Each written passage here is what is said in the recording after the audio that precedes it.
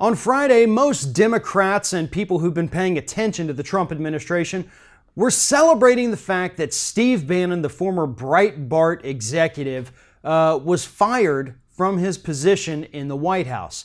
Now, we also admitted that obviously this does not abdicate the administration's role in any of the racist bigotry that they've displayed since coming to office, but at least it's some kind of a tiny little maybe start. But there's one group that's really not happy about Bannon being fired, and that just happens to be Republicans. After Bannon was fired, he immediately went back to Breitbart. Yes, he is back at Breitbart already, and they have decided that now they're pissed off with the Trump administration.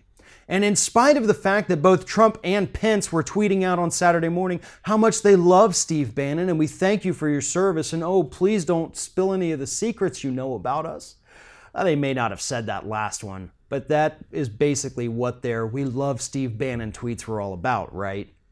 And I don't think Steve Bannon's going to hold back. Right-wing media outlets, Matt Drudge, Breitbart itself, have now declared some kind of war against the Trump administration, though not necessarily against Donald Trump himself. See, Steve Bannon and his little friends over at Breitbart believe that he was pushed out of the administration by Jared Kushner and possibly some other folks within the administration, including H.R. McMaster, Trump's national security advisor. So what they're doing is they're actually starting to run stories trying to take down individual members of the Trump administration that they feel are responsible for Bannon's ouster.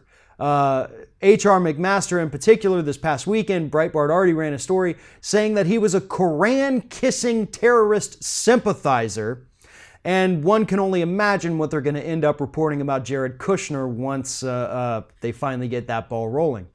But here's what's interesting about this entire thing, is that Bannon is a guy who knows things simply for the fact that he was there.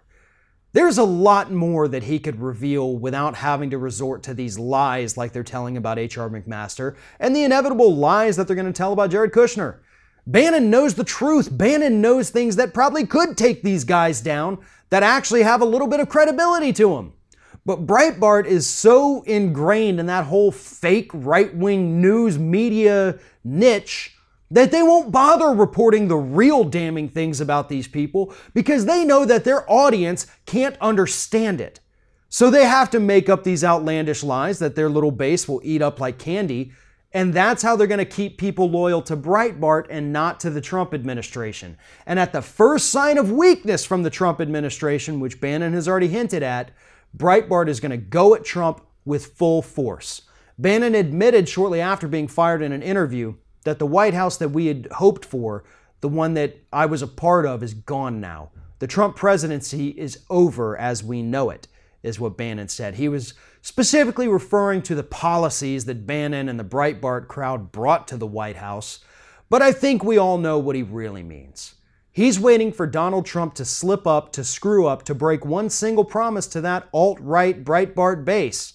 And the second he does, Bannon is coming out guns blazing with all of the bad information that Donald Trump doesn't want the world to know.